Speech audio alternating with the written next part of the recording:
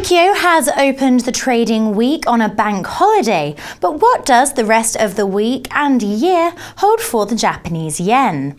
On the phone now to share his forecasts is Alvin Tan of Societe Generale. Alvin, US dollar Japanese yen has opened higher this week, continuing last week's upside.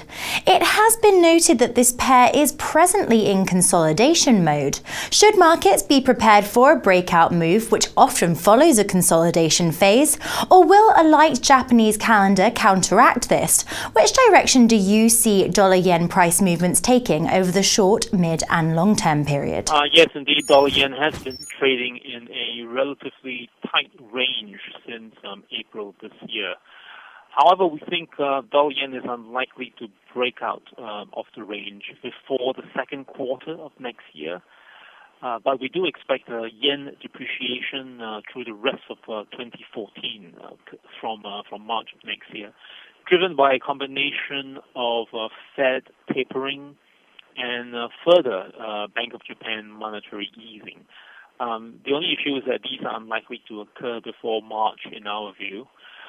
Meanwhile, the technical levels in dollar-yen to keep an eye on are 103.75 resistance to the upside and the 97.60 resistance level on the downside. In short-term trade, Euro-Japanese yen has continued its sideways trading. With some upwards leaning, however, in your view, is this pair displaying signs of a risk-on sentiment? And if so, how do you see this return in risk appetite playing out for this pair? We do expect to see upside in various yen crosses, but we would not buy euro-yen because we are really not bullish euro at all, and also we do not believe euro-yen is the best currency cross to express a general risk-on view. In fact, currently euro-yen is retreating, and if it retreats below the 132.50 level, that would be a technical indication of a further downside correction in the pair.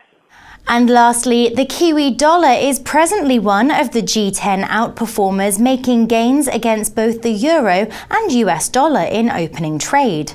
But with the Japanese yen easing off, how is this cross looking over the 1, 3 and 12-month time frame? We do expect higher Kiwi yen over the next 1 to 3 months, but it should trade marginally weaker afterwards, in our view. We are pretty much bullish the FX carry trade into early next year because the combination of the Fed taper delay and further ECB monetary easing in December provides us with a pro-risk policy environment. Furthermore, volatility is low, and the fourth quarter tends to be good for equities and risk assets in general.